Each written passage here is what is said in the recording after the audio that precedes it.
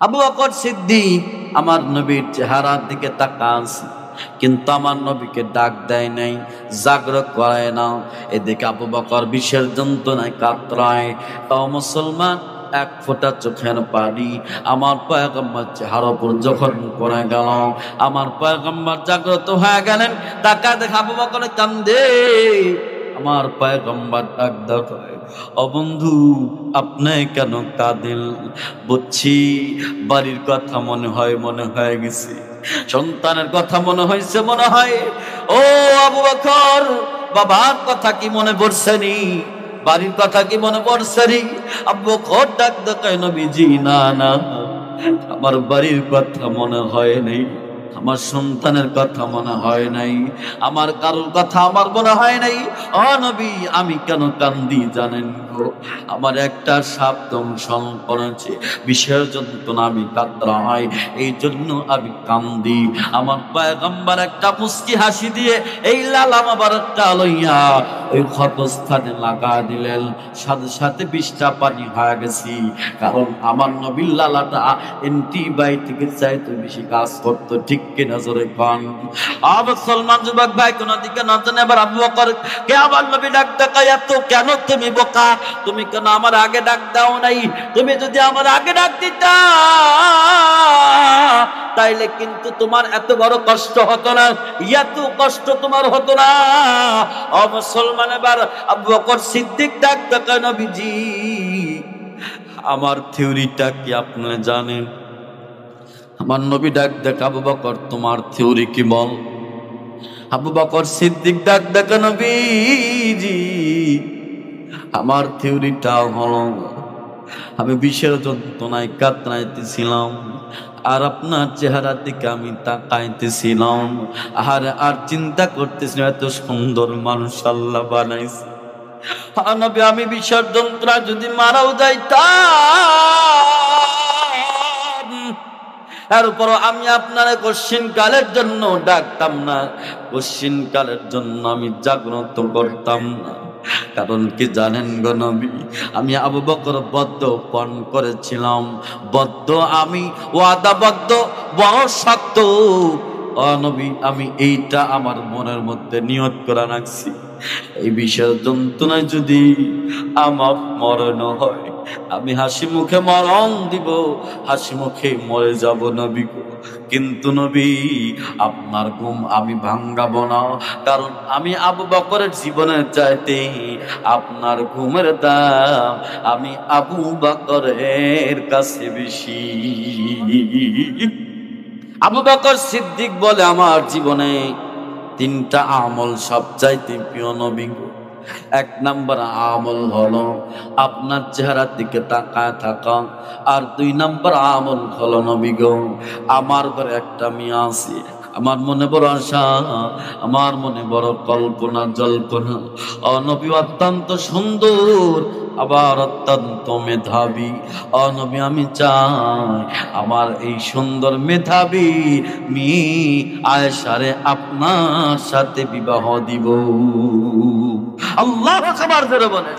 আমার নবী কইল দাও, অ্যাকসেপ্ট করে নিলাম। এবার সিদ্দিক আকবর ডাকতে কয়, নবী গো, আমার 3 নাম্বার আমল হলো, নবী আমাকে আল্লাহ টাকা পয়সা কম দেয় নাই।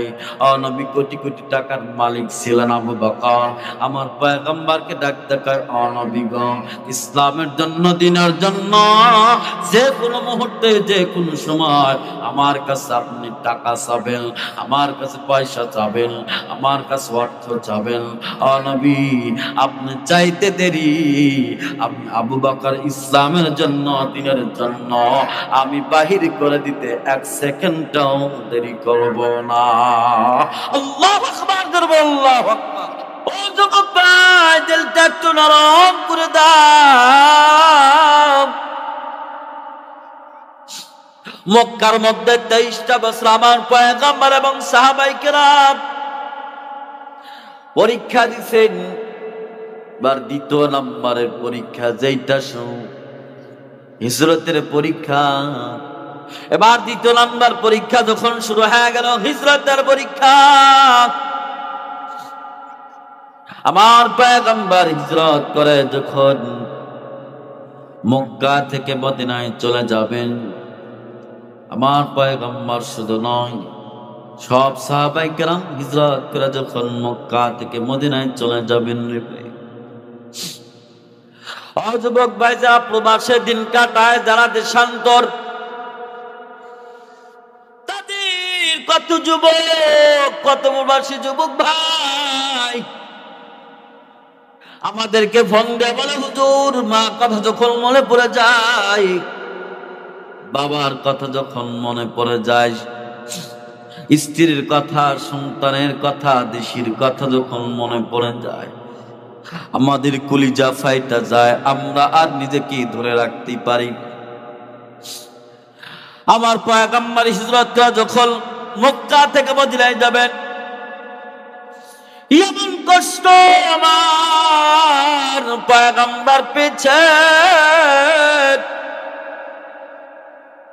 আমার পয়গম্বর বারবার ওই কাবার দিকে তাকাই, আর দুই চোখের পানি টপ টপ করে সাইরা দিয়া আমার পয়গম্বর ডাকতে কয়, কাবার তোর পাশে আমার জন্ম, তোর পাশে আমার বেড়ে ওঠা, তোর পাশে আমার সব, আমার মন চাইছিল আমার সারাটা জীবন তোর পাশে আমি কাটায় দিব।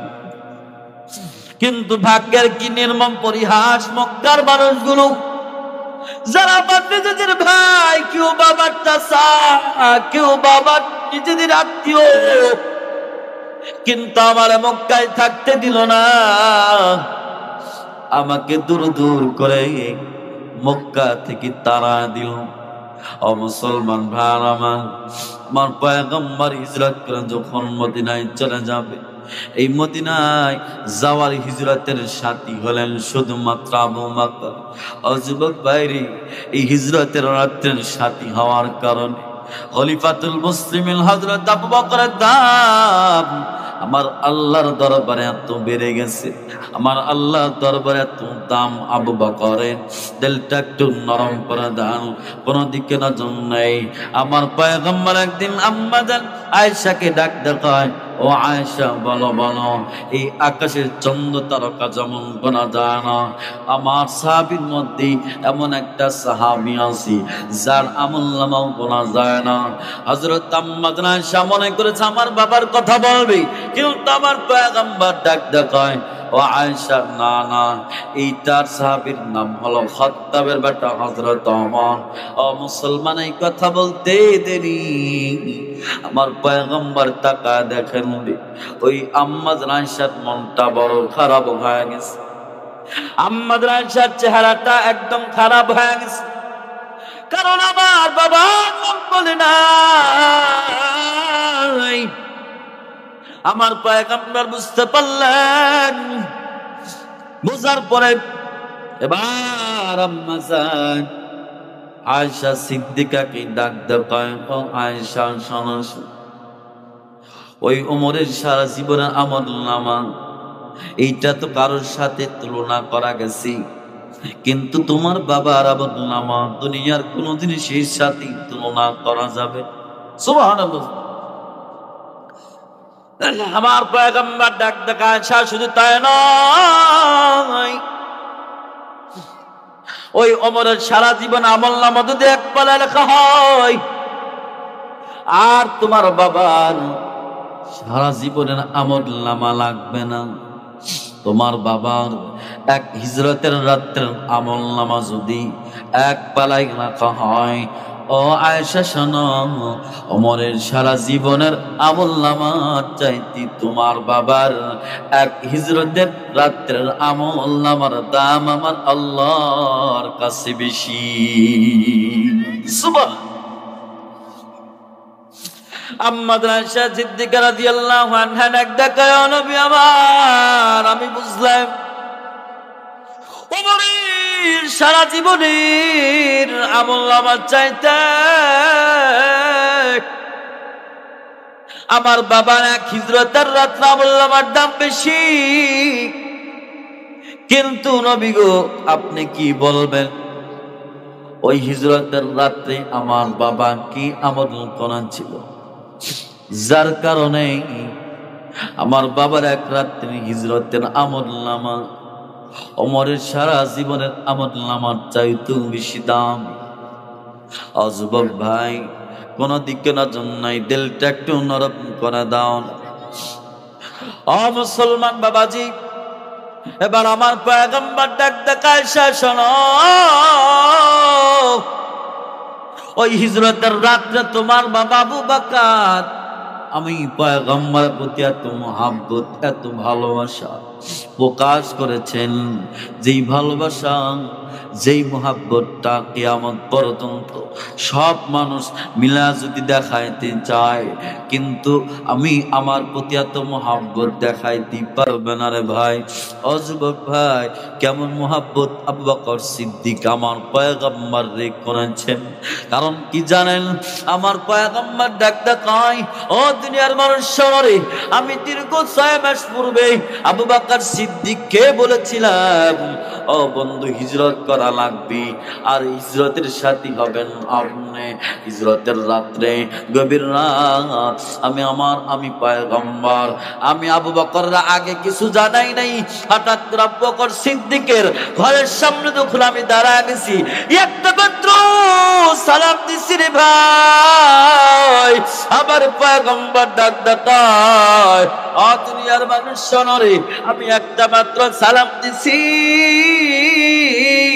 আল্লাহর কসম করে বলি, ওই ঘুমন্ত মানুষের মধ্যে কিন্তু ঘুমের ভান থাকে, আবার কথার মধ্যে কিন্তু ঘুমের ভান থাকে। আমার পয়গম্বর ডাক দেয়, ও দুনিয়ার মানুষ শোনো রে, আমি একটা মাত্র সালাম দিছি, একটা মাত্র সালাম দিতে দেরি, আমি তাকা দেখি সিদ্দিক আকবর দরওয়াজা খোলা দিতে দেরি করে নাই।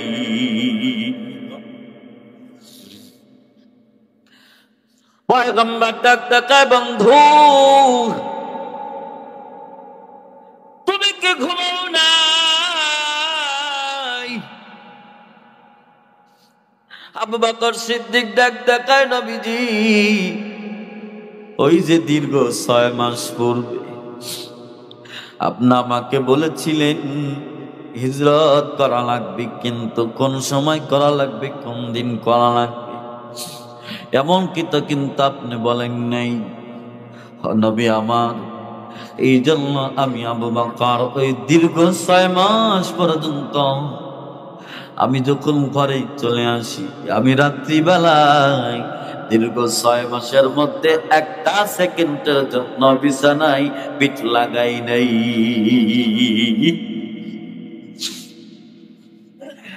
এমন মহব্বত পয়গম্বর যে করেছিল ভাই, শুধু তাই না, আমার পয়গম্বর ডাক দেখায়, দুনিয়ার মানুষ শোনো, আমি যখন আমার আবু বকর লইয়া মরুভূমির ভিতর দিয়ে হাঁটতেছি, হঠাৎ করে তাকায় দেখি রে, আবু বকর একবার আমার পিছন থেকে লাফা সামনে দাঁড়ায় যায়, আবার সামনে থেকে লাফায়া ডানে যায়, আবার ডানে থেকে লাফা বামে চলে যায়। আমি আবু বকর হাতটা ধরে ডাকতে বললাম, বন্ধু রে, তুমি এমন করো কেন? একবার পিছন থেকে তুমি সামনে যাও, আবার সামনে থেকে তুমি কেন পিছনে চলে যাও, আবার তুমি ডানে যাও, আবার তুমি বামে যাও। সিদ্দিক আকবর ডাক দেখায়, ও নবী আমার, আমি যখন পিছনে হাঁটি, আমার মন বলে দুশ্মন মনে হয় আপনাকে সামনে দিক থেকে আক্রমণ করবে নবী, এই জন্য আমি লাফায় সামনে চলে যাই। আবার যখন সামনে হাঁটি, আমার মন বলে দুশ্মন মনে হয় বাম দিক থেকে আক্রমণ করবে নবী, এই জন্য আমি সামনে থেকে লাফা বামে চলে যায়। আবার যখন বামে হাঁটি, আমার মন বলে দুশ্মন মনে হয় ডান দিক থেকে আক্রমণ করবে নবী গো, এই জন্য আমি বামে থেকে লাফা ডানে চলে যাই। ও নবী আমার, আমি আবু বকরের জীবন থাকতে আমি আবু বকর বেঁচে থাকবো, আর আপনার শরীরে চুল পরিমাণ আঁচল লাগবে। ও নবী, আমি আবু বকর হাসি মুখে জীবন দিতে রাজি আছি, তারপর আমি আবু বকর বেঁচে থাকতে আপনার জীবনে চুল পরিমাণ আঘাত আমি আবু বকর সহ্য করতে পারবো না। বলেন, এমন মহাব্বত আমার পয়গম্বরে করেছেন। ও মুসলমান, শুধু তাই নয়, আমার পয়গম্বর ডাক ডাকায় দুনিয়ার মানুষ শোনবি, আবু বকর আমাকে এত মহাব্বত করেছেন, এত ভালোবেসেছে, আমি পাথরের মধ্যে হাঁটতেছি, আমার পা ভুসা পড়ে গেছে, আমি হাঁটতে পারি না। আবু বকর ডাক ডাকে, নবীজি ওগো পয়গম্বর, আমি তাকা দেখতেছি আপনি পাথরের জমিন দিয়ে হাঁটতেছে, আপনার পায়ে ভুসা পড়ে গেছে। ও নবী, আমি আবু বকর থাকতে আপনি কেন কষ্ট করবে, আপনার কেন কষ্ট হবে? ও নবী, আপনি আমার কাঁধে চড়েন। আবু বকর সিদ্দিক আমার পয়গম্বর কাঁধে কইরা ওই গাড়ির সর পর্যন্ত পৌঁছা দিলেন। গাড়ির সর পর্যন্ত পৌঁছা দেওয়ার পরে এবার আবু বকর ডাক দেখেন, নবী আমার এই জায়গায় আপনি দাঁড়ান, আমার পয়গম্বর জায়গায় দাঁড় করায়। আবু বকর এবার ওই গর্তের মধ্যে নামলেন। গর্তের মধ্যে নামার পরে নিজের হাতে সবগুলো জঙ্গল আবু বকর সিদ্দিক পরিষ্কার করে দিলেন। নিজের চাপা নিজের পাগড়িটা ছিঁড়ে ছিঁড়ে আবু বকর সিদ্দিক রাদিয়াল্লাহু আনহু সবগুলো গর্ত বন্ধ করে দিলেন। ও মুসলমান, কিন্তু একটা মাত্র গর্ত এখনো পর্যন্ত আবু বকর সিদ্দিক বন্ধ করতে পারেন নাই। নিজের পায়ের গোছা আবু বকর সিদ্দিক বন্ধ করে দিলেন। ও মুসলমান, ইতিহাসের মধ্যে রাখে শামসুদ্দিন যাহাবী রাহমাতুল্লাহ আলাইহি তার কিতাবের মধ্যে লেখেন, ওই গর্তের মধ্যে 7 বছর পর্যন্ত একটা সাপ বসবাস করতেছিল। ওই তাওরাত কিতাবে শুনেছি এই গর্তের মধ্যে আখিরি জামানার পয়গম্বর এসে অবস্থান করবে। এই জন্য আমার পয়গম্বরকে দেখার জন্য এবার ওই গর্তের মধ্যে বসা ছিল, কিন্তু বাহির হবে কোন জায়গা দিয়া? সব গর্তগুলো বন্ধ। আবু বকর সিদ্দিক নিজের পায়ের গোছা দিয়া ও মুসলমান ওই গর্তটা বন্ধ করে দিয়েছেন। এবার আবু বকর সিদ্দিকের পায়ে যখন সাপটা কামড় দিচ্ছে, দংশন করে দিচ্ছে, ইতিহাসের মধ্যে লেখেন ভাই বিষের যন্ত্রণায় আবু বকর বিষের যন্ত্রণায় কাতরায়, কিন্তু নড়াচড়ে না, কারণ আবু বকরের উড়ার উপর মাথা দিয়া আমার পয়গম্বর ঘুমায় গেছেন। আবু বকর আমার পয়গম্বরের চেহারা দিকে তাকাছেন। আবু বকর সিদ্দিক ইতিহাসের মধ্যে লেখেন ভাই কেমন মহাব্বত দেখাল।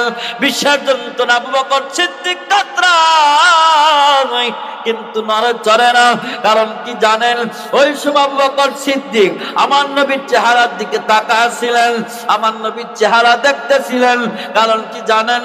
আবু বকর সিদ্দিক দেখা, নবী আমার জীবনের সবচাইতে তিনটা আমল সবচাইতে প্রিয়। কয়টা আমল? জোরে কর, আর একটু জোরে বলা লাগবে, কয়টা আমল? আবু বকর সিদ্দিক দেখা, নবী আমার জীবনে 3টা আমল সবচাইতে প্রিয়। 1 নম্বর আমল হলো নাযরু ইলা ওয়াজহিক। ও নবী, আমি আবু বকরের 1 নম্বর প্রিয় আমল হলো আমার মনে সব সময় কল্পনা, সব সময় বাসনা, আর নাযরু ইলা ওয়াজহি রাসূলিল্লাহ। ও নবী, আপনার চেহারার দিকে তাকায় থাকা, চিৎকার দিয়ে জোরে আওয়াজ করে কান্না সুবহানাল্লাহ। আবু বকর সিদ্দিকের 1 নম্বর প্রিয় আমল আমার নবীর চেহারার দিকে তাকিয়ে থাকা রে ভাই। কারণ কি জানেন? আবু বকর সিদ্দিক ডাকায়, ও দুনিয়ার মানুষ শোনোনি, আমি আবু বকরের ঘরে যখন খানা থাকতো না, আমি যখন ক্ষুধার্ত থাকতাম, আমার বাড়িতে খানা নাই, কয়েকদিন পর্যন্ত অনাহার। আমি যখন ক্ষুধার যন্ত্রণায় ছটফট করতাম, আমি যখন আর সহ্য করতে পারতাম না, আমি দৌড়ায়া রাসূলের দরবারে চলে আসতাম। আমার পয়গম্বরের চেহারার দিকে আমি তাকায় থাকতাম। আল্লাহর কসম করে বলি রে, আমার পয়গম্বরের চেহারা দেখতে দেরি হইতো, আমি আবু বকরের ক্ষুধার তো নিবারণ হইতে দেরি হইতো না। কারণ কি জানেন, আমার পয়গম্বর চেহারাটা কেমন সুন্দর, কেমন সুন্দর। আম্মা আয়েশা সিদ্দিকা রাদিয়াল্লাহু আনহা ডাক দেয়, দুনিয়ার মানুষ শোনেন,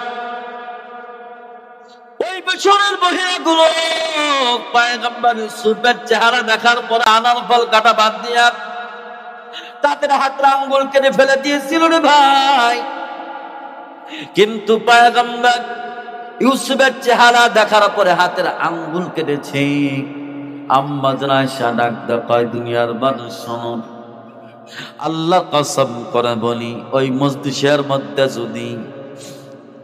মজলিসের মধ্যে যদি পয়গম্বর ইউসুফ না হয়ে আমার পয়গম্বর হতেন, তাইলে আল্লাহর কসম করে বলি, ইউসুফ পয়গম্বরকে দেখার পর তারা তাদের হাতের আঙ্গুল কেটে ফেলে দিছে।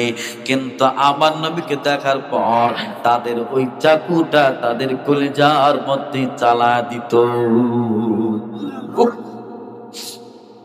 কারণ আমার পয়গম্বর এত সৌন্দর্যের অধিকারী ছিলেন। মুসলমান ভাইয়ার আমার, শুধু তাই নয়,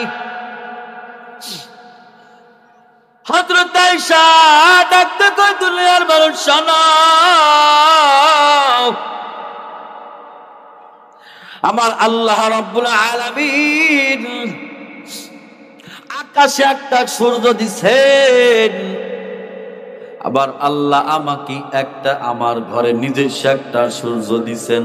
সুবহানাল্লাহ। লানা শামসুন ওয়ালিল আফাকি শামসুন, লানা শামসুন ওয়ালিল আফাকি শামসুন, ওয়া শামসি আফদালু মিন শামসিস সামাই। সুবহানাল্লাহ। আহারে, فإن الشمس تطلع بعد الفجر। হযরত আয়েশা ডাকতে শোনো, আমার পয়গম্বর এত সুন্দর, ইশার নামাজের পরে আমার পয়গম্বর যখন ঘরের মধ্যে আসছে, খারাপ লাগতেছে আপনাদের, ইশার নামাজের পর আমার পয়গম্বর যখন ঘরের মধ্যে আসতেন,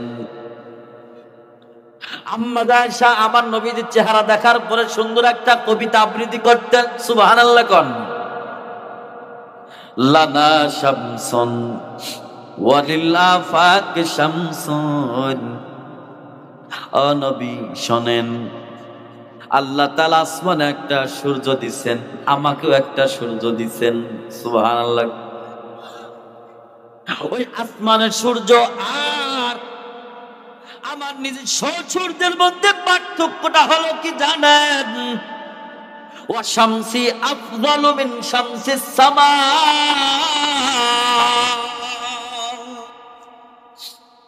ভাই আকাশের চন্দ্র, আকাশের সূর্য আর আমি আয়েশার সূর্যের মধ্যে পার্থক্যটা হলো ওয়া শামসি আফদালু মিন শামসিস সামাই। ভাই আকাশের সূর্যের চাইতে আমার সূর্যটা কোটি কোটি গুণ বেশি উত্তম। সুবহানাল্লাহ। ফাইন্না শামসা তাতলাউ বাদাল ফাজরি। আর আকাশের সূর্যটা ফজরের নামাজের পরে উদিত হয়, সন্ধ্যা গেলে অস্ত যায়। ওয়া শামসি তালিউত, ওয়া শামসি আর আমার সূর্যটা তালিউন উদিত হয় বাদাল ইশাই, ইশার নামাজের পর দুনিয়ার সূর্য হলো ফজরের নামাজের পরে উদিত হয় আর মাগরিবের আগে অস্ত্র যায়, কিন্তু আমার সূর্যর মধ্যে পার্থক্যটা হলো আমার সূর্যটা ইশার নামাজের পরে আমার ঘরের মধ্যে উদিত হয়। সুবহানাল্লাহ।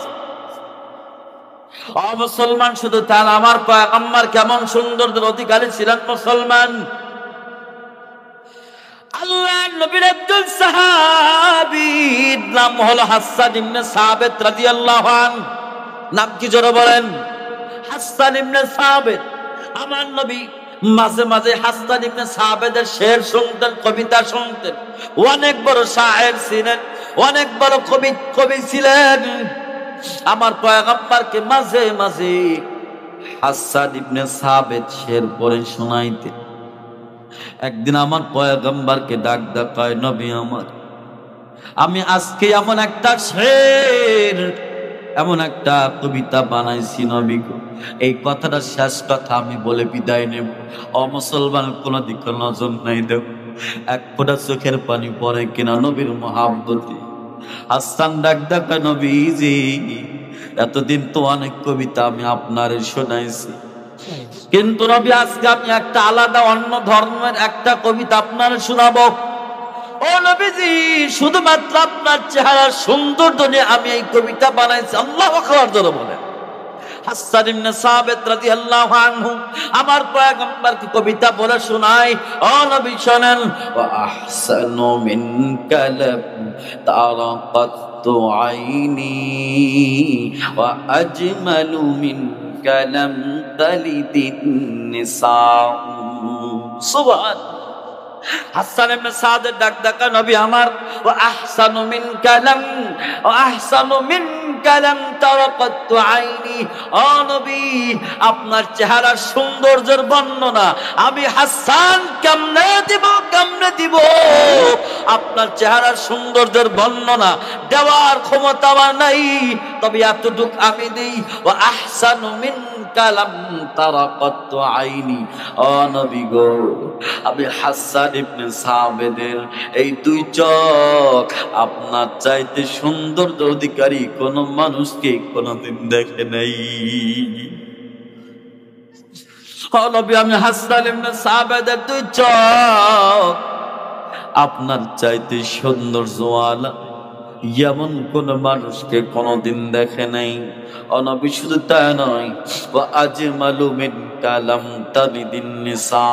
ও নবী, এই মক্কা মদিনা নয়, পুরা পৃথিবীর মধ্যে ওয়া আজমালু মিন কালাম তালিদিন নিসা। ও নবী, আপনার চাইতে সৌন্দর্যওয়ালা এমন কোন শিশুকে কোন মা জন্ম দেয় নাই। সুবহানাল্লাহ। এই শেরের ওজন বুঝছেন আপনি? হাসান ইবনে সাবিত ডাক কয়, নবী আমার এই দুই চোখ আপনার চাইতে সৌন্দর্যওয়ালা কোন মানুষকে কোনোদিন দেখে নাই। এমন কি কোন মহিলা আপনার চাইতে সৌন্দর্যওয়ালা, এত সুন্দরওয়ালা কোন শিশুকে জন্ম দেয় নাই, দিবেও না। সুবহানাল্লাহ। অবস্থা বলেন সুবহানাল্লাহ। মুসলমান ভাই আমার, শুধু তাই নয়, কোন দিকে নজর নাই। এবার হাসান ইবনে সাবিত ডাক নবী শুধু তাই নয়, শোনেন। খুলিকতা মুবাররাআন মিন কুল্লি আইবিন। ও নবী, আমার আল্লাহ আপনাকে বানাইছেন সর্বপ্রকার দোষ ত্রুটি থেকে মুক্ত করে। সুবহানাল্লাহ জোরে খান। ও নবী, আমার তো মন বলে আল্লাহ আপনাকে কেমনে বানাইছেন? আমার মন বলে কাআন্নাকা কদ খুলিকতা কামা তাশা। ও নবী, মনে হয় আপনি যেমনে যেমনে চাইছেন আপনার চাওয়া অনুযায়ী আমার আল্লাহ আপনারে বানাইছেন। আল্লাহু আকবার, আল্লাহু আকবার। এমন সৌন্দর্যওয়ালা আমার পয়গম্বর। ও মুসলমান, এই সাহাবায়ে কেরাম রাদিয়াল্লাহু আনহুম, ও মুসলমান, মদিনায় গেছেন, তাও পরীক্ষা দিচ্ছেন। ও মুসলমান, আগের যুগের প্রত্যেকটা নবীরা ঈমানের পরীক্ষা দিয়েছেন, আবার তাদের যারা অনুসারী ছিল তারাও ঈমানের পরীক্ষা দিয়েছেন। কিন্তু আগের যুগের উম্মতের মধ্যে আর আমার নবীর উম্মতের মধ্যে আমার নবী সাহাবীদের পরীক্ষার মধ্যে আসমান জমিন ডিফারেন্স। বলবেন হুজুর কেমনে? কারণ হলো মুসলমান, আগের যুগের উম্মতগুলো পরীক্ষা দিছে, পরে ফলাফল বাহির হয়েছে, কিন্তু আমার নবীর সাহাবায়ে কেরাম পরীক্ষা দেওয়ার আগে আমার আল্লাহ তাদের ফলাফলটা ঘোষণা করে দিছেন। ঠিক কিনা বলে? আগের যুগের উম্মতেরা পরীক্ষা দেওয়ার পরে ফলাফল আসছে, কিন্তু আমার নবীর সাহাবায়ে কেরাম পরীক্ষা দেওয়ার আগেই ফলাফলটা ঘোষণা। কেমনে? 2টা মিনিটের মধ্যে আমি আপনাদের মাঝে বলে যাই। মুসলমান ভালো করে শোনেন, রোম সম্রাটদের বিরুদ্ধে, রোম বাহিনীর বিরুদ্ধে আমার পয়গম্বর একটা যুদ্ধ করেছিলেন। তিনি জান্নায় সাহাবায়ে কেরামদেরকে পাঠিয়েছিলেন, এটার নাম হলো মুতার যুদ্ধ। আমার পয়গম্বর ডাক ডাকায়, আমার পালক পুত্র যায়েদ বিন হারেসা কোথায়? যায়েদ বিন হারেসা ডাক ডাকা, নবী লাব্বাইকা সাদাইকা ইয়া রাসূলুল্লাহ। ও নবী আমি হাজির। পয়গম্বর ডাক ডাকায়, ও যায়েদ তুমি হবা মুতার প্রান্তের 1 নাম্বার সেনাপতি। সুবহানাল্লাহ জোরে কোন। আমার পয়গম্বর এবার ডাক ডাকায়, ও আমার চাচাতো ভাই জাফর বিন আবু তালেব তুমি কোথায়? জাফর ডাক ডাকায়, লাব্বাইকা সাদাইকা ইয়া রাসূলুল্লাহ। ও নবী আমি হাজির। আমার পয়গম্বর ডাক ডাকায়, তুমি হবা মুতার প্রান্তের 2 নাম্বার সেনাপতি। আল্লাহু আকবার জোরে বলেন। এবার নবীর ডাকায়, আব্দুল্লাহ বিন রাওয়াহা কোথায়? আব্দুল্লাহ বিন রাওয়াহা ডাক ডাকায়, লাব্বাইকা সাদাইকা ইয়া রাসূলুল্লাহ। ও নবী আমি হাজির। এবার আমার নবী ডাক ডাকা, আব্দুল্লাহ রে তুমি হবা মুতার প্রান্তের 3 নাম্বার সেনাপতি। যাও যাও, বাড়ি থেকে তোমরা এই মুহূর্তে বিদায় নিয়ে আসো, কারণ শেষবার মতো বিদায় নিয়ে আসবা। এই যুদ্ধ থেকে তোমরা কেউ ফিরবা না। এই যুদ্ধের মধ্যে তোমরা 3 জনই শহীদ হয়ে যাবার। দেখেন, এই পরীক্ষা দেয় নাই, তার আগে রেজাল্ট আল্লাহ ঘোষণা করে দিলেন। ডাক ডাকা, নবী গো এই 3 জন সাহাবীকে আপনি সেনাপতি বানাইলেন, একজন কিন্তু বাড়িতে ফিরে আসবে না, প্রত্যেকেই শহীদ হয়ে যাবে। আমার নবী ডাক ডাকায়, শোনো রে তোমরা কিন্তু কেউ বাড়িতে আর ফিরে আসবা না, সকলে শহীদ হয়ে যাবা। সুতরাং বাড়ি থেকে একেবারে তোমরা বিদায় নিয়ে আসো। দেখো কি মর্মান্তিক ঘটনা। আমরা হইলে আগেই পলা যাইতাম। তার মানে নবী যেহেতু বলেছি শহীদ হব 100% সত্য, ঠিক কি নজরে কম, কিন্তু মুসলমান সাহাবায়ে কেরাম এটা মানে নিছে। ও যুবক ভাইরি, এবার যায়েদ বিন হারেসা আমার নবীকে ডাক ডাকা, নবীজি ও পয়গম্বর আমার তো কেউ নাই, আমার তো অভিভাবক আপনার, আমার তো বিদায় নেওয়ার কোনো প্রয়োজন নাই। এবার জাফর বিন আবু তালেব বাড়িতে চলে গেছে। জাফর বিন আবু তালেব বাড়িতে চলে যাওয়ার পরে মুসলমান বিবিকে ডাক ডাকা, বিবি রে বিদায় দে, বিদায় দে, শেষবারের মতো বিদায় দে। সন্তানগুলোকে ডাকছেন, ডাক ডাকা সন্তান শেষবারের মতো বাবা বাবা বলে ডাক দে রে। আর কোনদিন তোরা তোদের বাবাকে বাবা বলে ডাক দিতে পারবি না, আর কোনদিন তোদের বাবাকে তোরা দেখবি না। স্ত্রীকে ডাকতে কই, বিবি আজ আসবারের মতো ভালো করে আমাকে দেখে লও, আর কোনদিন তুমি আমাকে দেখতে পারবে না। কারণ কি জানো, মুতার প্রান্তের 2 নাম্বার সেনাপতি আল্লাহ নবী আমাকে বানাইছেন। ও বিবি তুমি আমাকে দোয়া করো, আল্লাহ যেন আমাকে শহীদ মর্যাদা দেয়। ও মুসলমান মহিলা মানুষ তো বোঝে না, 2টা হাত তুলে ডাক দেখায়, আল্লাহ তুমি তো সব করতে পারো, তুমি অনিয়মকে নিয়ম করতে পারো, আবার নিয়ম করতে পারো। আল্লাহ আল্লাহ আমার তো কেউ নেই, আমার সন্তানগুলোকে কে দেখবে, কে খাওয়াবে, আমার ভরণ পোষণের দায়িত্বটা কে নেবে? আল্লাহ আমার স্বামীকে তুমি কাজী হিসাবে বাড়িতে ফিরা দিও। এই কথা বলতে দেরি ওই মুসলমান জাফর বিন আবু তালেব ওই তরবারির উল্টা পিঠ দিয়া বিবির হাতে আঘাত করে ডাক ডাকা, বিবি রে উল্টা দোয়া কইরো না, উল্টা দোয়া কবুল হবে না। আমার নবী যেহেতু বলেছে আমি শহীদ হব, শহীদ হয়ে যাব, আমি কিন্তু আর ফিরে আসব না। আর আমারও মনে চায় আমি গাজী হব না, আমি শহীদ হব। সুবহানাল্লাহ। মুসলমান যুবক ভাই, এবার হযরতে জাফর বিন আবু তালেব সন্তানগুলোর থেকে বিদায় নিয়ে যখন চলে আসবে, সন্তানগুলো পিছনে পিছনে দৌড়ায় আর মধুর কণ্ঠে বাবার ডাক দেখায়, বাবা, ও বাবা রে, তুমি যদি না ফিরে আসো আমাদের কে মজা কিনা দিবি? আমরা কাকে আজকের পর থেকে বাবা বলে ডাক? ইতিহাসের মধ্যে নাকি সন্তানগুলোর কান্নার আওয়াজে আকাশ বাতাস মুখরিত হইয়া যায়, কিন্তু ওই কিন্তু জাফর বিন আবি তালেব একটা বারের জন্য পরিবারের মায়া করে, সন্তানের মায়া করে, স্ত্রীর মায়া করে একটা সেকেন্ডের জন্য পিছনের দিকে তাকায় নাই। মুসলমান শুধু তাই নাই, আরো মর্মান্তিক কথা হলো আব্দুল্লাহ বিন রাওয়াহা কেবল নতুন বিবাহ করেছেন, বিবির মুখ এখনো দেখেন নাই, বিবির ঘরে এখনো প্রবেশ করেন নাই। আব্দুল্লাহ বিন রাওয়াহা দৌড়ায় চলে গেছেন ঘরে, দরজা ডাক দেখায়, বিবি রে, ঘরের ভিতরে তরবের আছে, তরবারটা একটু আমার দাও না। বিটাক দেখায়, স্বামী আমার তরবারি না কি করবেন?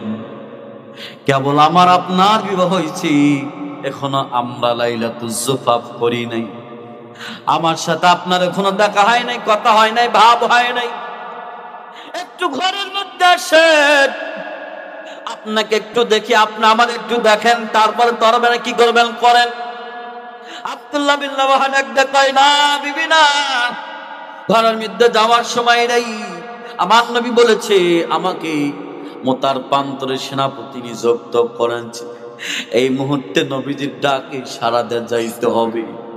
বিবি ডাক দেখায়, স্বামী, ও স্বামী আমার, আপনি যান, আমার কোনো বাধা নেই, কিন্তু একটা বারের জন্য আপনাকে আমি একটু দেখব, আপনি একটু আমারে দেখবেন, কিয়ামতের ময়দানে যেন আমি চিনতে পারি, আপনি যেন আমাকে চিনতে পারেন।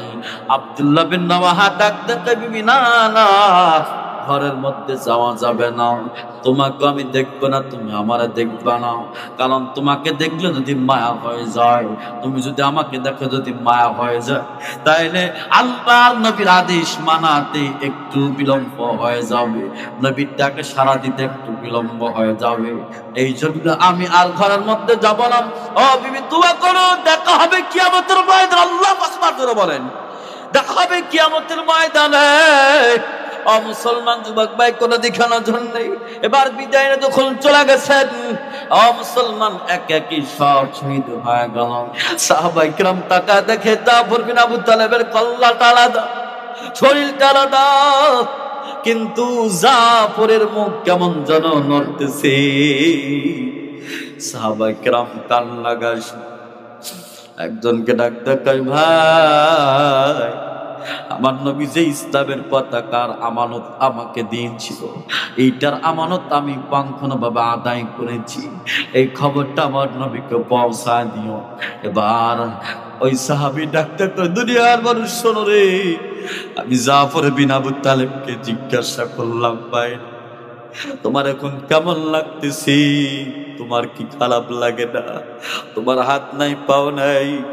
জাফর বিন আবু তালেব ডাকতে কয়, ওয়াল্লাহি লাকাদ ওয়াজাদতু রিহাল জান্নাহ, আল্লাহর কসম করে বলি ভাই, আমি এই মুহূর্তে আমি জাফর আমার নাকের মধ্যে জান্নাতের তাজা ঘ্রাণ পাইতেছি। ওয়াল্লাহি লাকাদ ওয়াজাদতু রিহাল জান্নাহ।